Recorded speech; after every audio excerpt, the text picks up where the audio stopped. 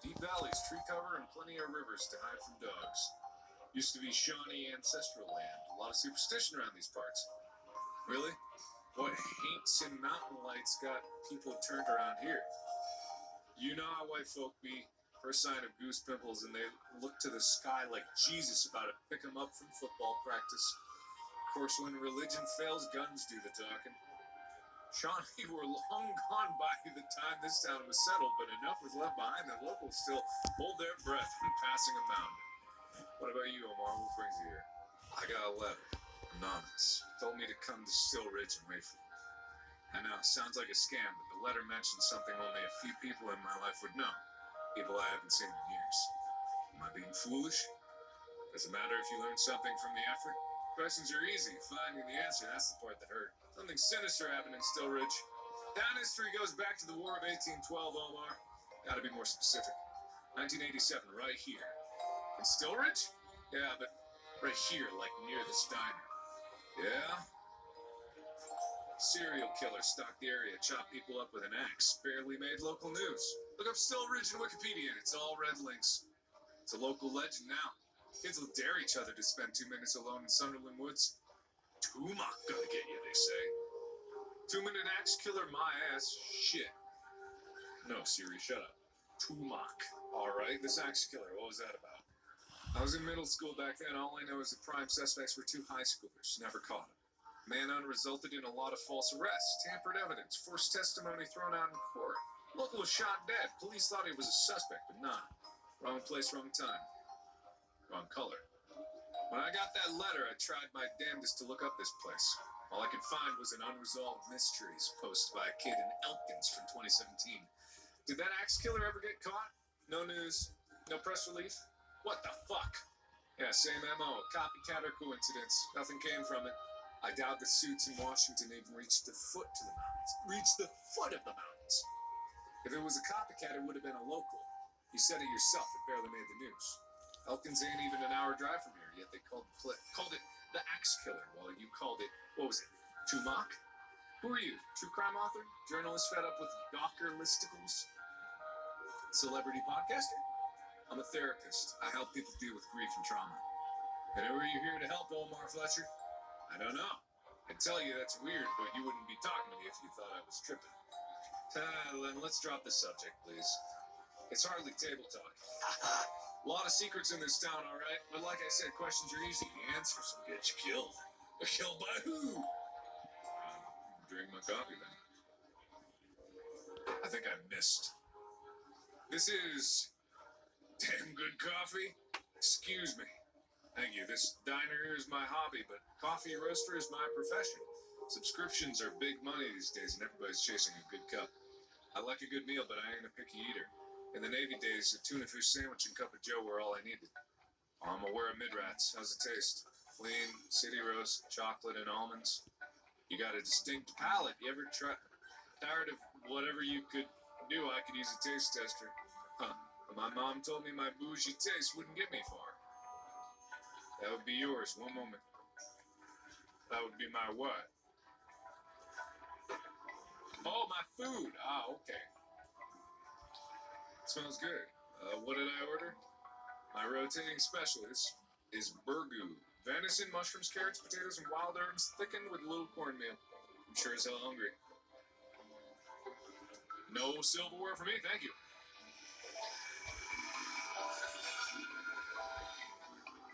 Well, delicious. Hold on, thanks. Food is a universal language. You can learn a lot from its ingredients. Preparation, rituals, and flavor. A forest. It was a forest and something else. Someone else was there.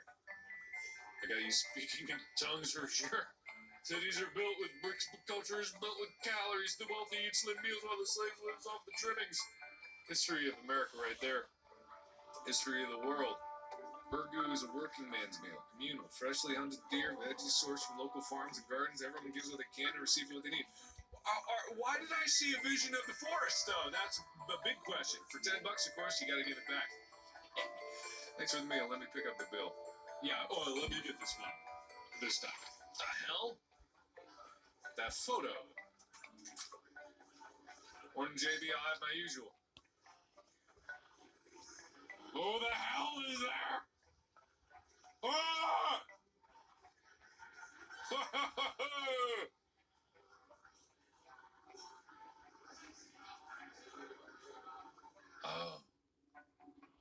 There we go.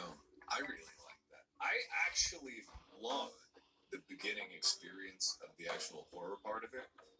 Like, there was a lot of exposition to get through there, but as an intro to the game, I mean, it was very PT. Don't get me wrong. It was clearly inspired by PT, but just the pacing was something that I haven't seen in a horror game in a long time. Slow, methodical, take your time. Really don't make people want to go around the corner. Control the camera so you can't see what's around. It was well done. Looks simplistic, but obviously it's trying to emulate PS1. That really spooked me. It wasn't just scary, it was fun, right? And I haven't had fun playing a horror game like that in a long time. Because I've played a lot of scary games, don't get me wrong, but that was fun. Okay? Very cool stuff here. I want to see this be made to full. Go support JB. Those are very good. Very good. That was still rich. Thank you for stopping by. My channel is always open for you to enjoy many videos. I'll be here when you get back. Bye.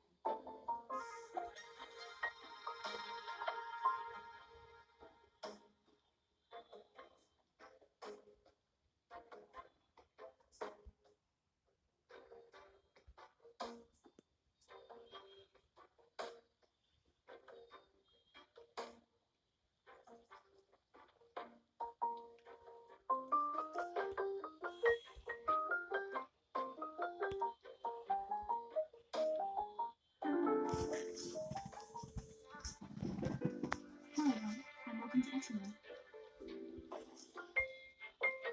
As the year grows closer to an end, I wanted to work on practicing different aspects of my skill sets. In this video in particular, I wanted to expand my skill sets in relation to colour filling in reference to my doll making. To me, there's nothing better in life than colourful animation. I've always wanted to make something colourful and dreamy, something you'd see in a slice of life anime. So for this video, I'm going to try my hand at doing just that.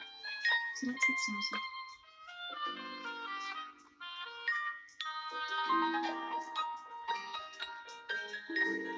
To start off this custom, I'm going to be using a Dracula doll from Monster High range as a base. This doll, however, is just an example of what the base looks like before being stripped. This is a first wave Dracula doll that I plan on restoring in the future. The art for Hector Delgado may not further. As you can see, I've already got a stripped and modified head. This is because I had worked on the stone head months ago, but ended up putting it back in the stock box and working on something else. I have pretty bad perfectionism, so I tend to show off a lot of projects and videos when I feel as if they aren't good enough to publish. Funnily enough, I can't even remember why I shelved this head, which in a way speaks to the nature of perfectionism in the first place. I'm definitely trying to work on it. When I was cleaning out my supply area, that's where I noticed this modified head and thought it best to actually finish this doll instead of leaving her bare and unused. The modifications that were done on her face were done by using Milliput. As the Milliput is a long set, I used fine sandpaper to blend the horns and ears into the skin.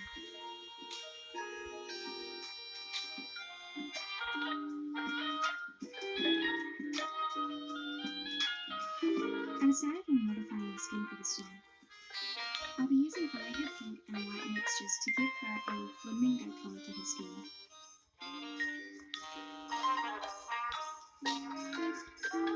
For my colour palette, I decided on using colour boards on Pinterest to help me in finding shades and colours.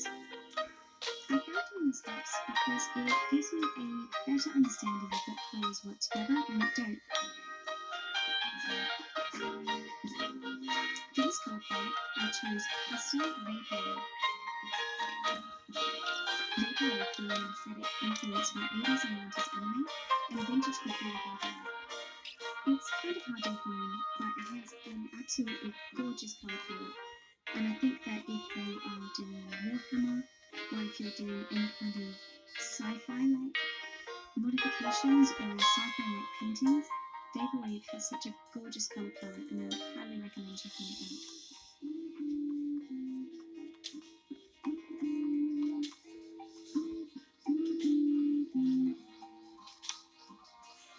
If you've seen any of my previous work, I don't tend to explore colour very often in my own designs. I typically like to stay in a very dark, monochrome colour palette. If I use whites, I use varying different shades of whites, and if I use black, I use varying different shades of black. It was surprisingly hard for me to find colours that match. I think doing this project has very much given me a heightened sense of respect for people who use this in their artworks, or even just in their clothing choices. I have found it so hard to match colours and match things and make it look nice and harmonious. So 100% kudos to people who do that.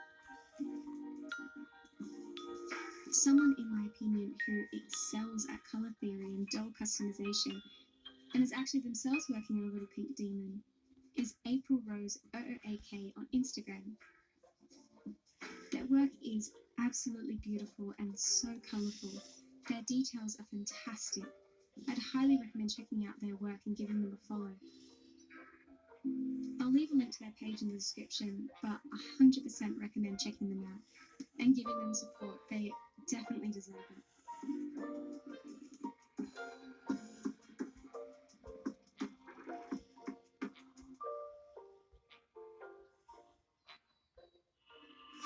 Hair breaking off? Meet Redken Extreme Length, developed with hairdressers for 81% less breakage and 92% less visible split ends, so you can go longer and stronger.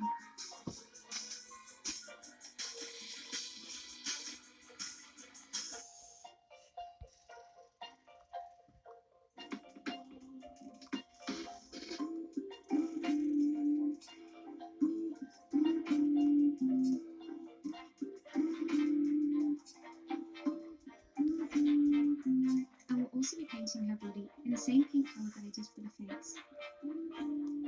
I forgot to get it on camera, however, but I did blush the face and body with Huda Beauty Ruby Obsessions colour. The colours themselves are way too vibrant for my skin, unfortunately, so I like to use these on my dolls. I'll be focusing on the joints, head and ears. I'll also be going over this blushing later on to deepen the contour, but I wanted to have the contour before I started the face up.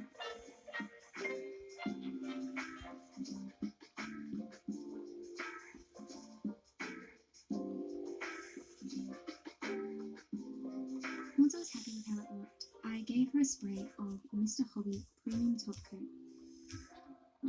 Once that was dry, I gave her another spray of Mr. Super Clear Matte Varnish.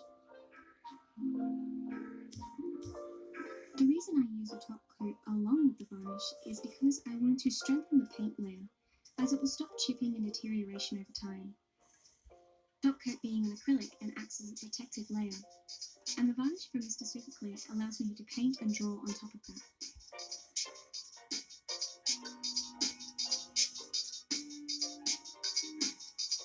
To start the face up, I'll be using Albrecht Dürer Faber-Castell watercolour pencils.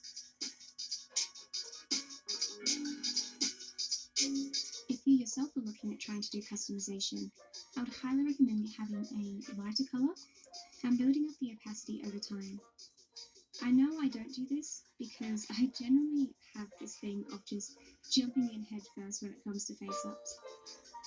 One of my favourite comments that I've ever gotten a couple of months back was basically memeing that and just saying, "Line goes here," which is honestly very much on brand for me. If I find it, I'll put it up on the screen.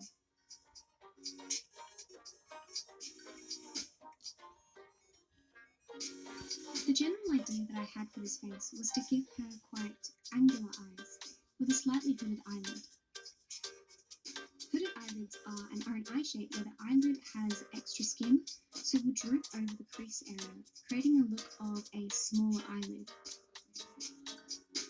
To have this effect, I'll mainly focus the highlighting on the crease to the eyebrow area and shadow the eyelid in the corners.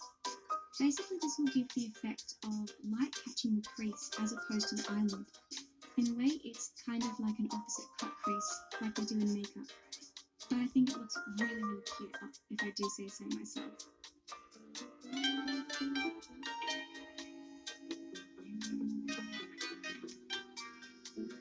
There's actually a colour palette I wanted to use for a Halloween doll. I had a Demon Girl figure that I was working on back in September, ready for Halloween, but sadly she just didn't work out. Honestly, now she's just sitting in a drawer, and I'll come back to her, but I felt as if I just needed time away from it. But for now, I want to transfer the colours and the colour palette that I had for her and put her into a different doll.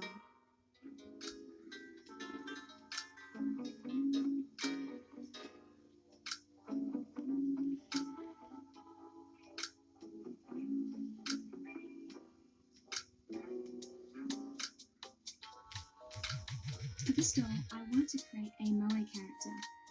Moe being a slang term used in anime, manga, and video games. A term used to describe a cute and precious character, basically designed for the audience to go, "Oh." Characters who are moe, in my opinion, are the girls from KO, Mirai from Beyond the Boundary, Nagisa from Free, and Cole from Dragon Age Inquisition and Zonda. Yes, I think Cole is moe because he's a baby boy and he must be protected.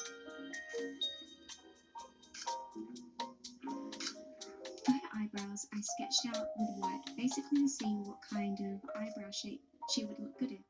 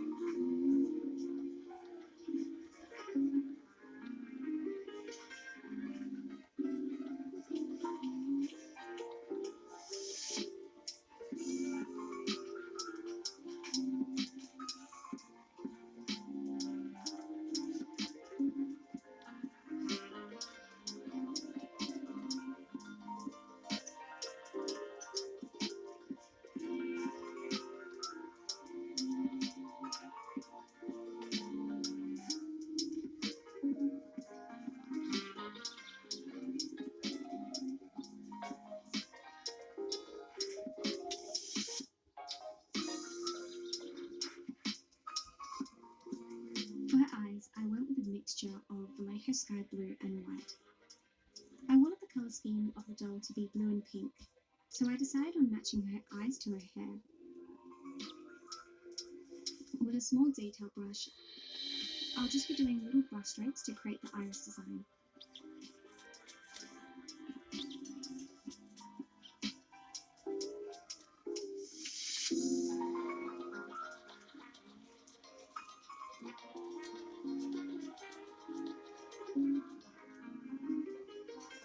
During filming, it was raining, so Fergus, my bird, decided to join me on my desk for the day. He's not a fan of my dolls, however, so he does try and destroy them. I think he kind of sees them as competition for my affection. I also kind of refer to him as the kleptomaniac on Instagram because he very much likes to steal a lot of my art supplies. He'll steal pencils. He'll try and destroy brushes. But yeah, he stole a rubber, like an eraser, for the longest time, and I found it under a cupboard. So I wasn't too happy about that because I really needed it. But you know, he's trying. He's having fun. He's a bird.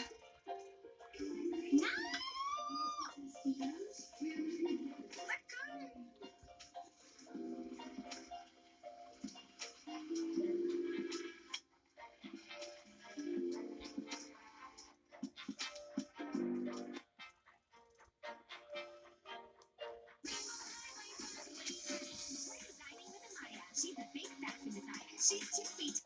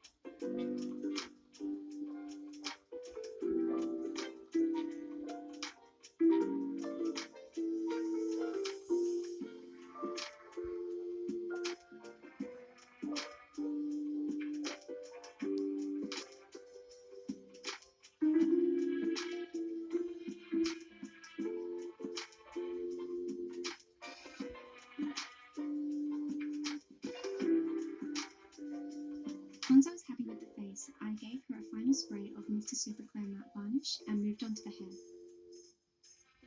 I went with 100% acrylic turquoise yarn hair.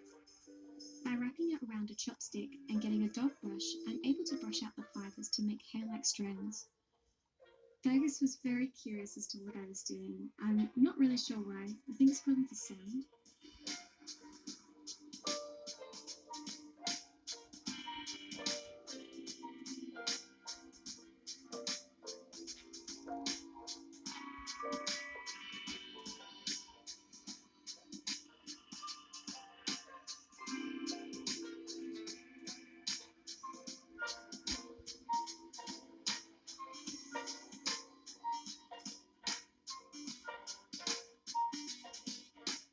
Once I was happy with the amount of fibers that I had, I popped Fergus out of the room and straightened the fibers.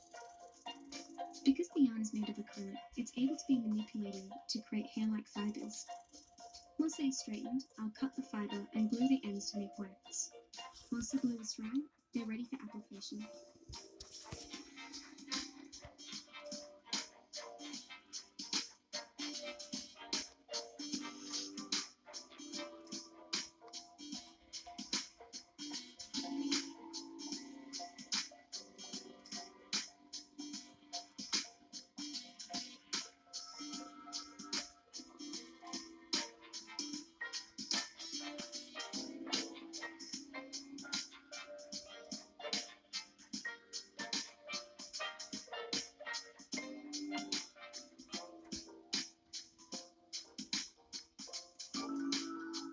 As this doll has been given facial modifications and has been painted, her hairline can be quite hard to spot. In order to rectify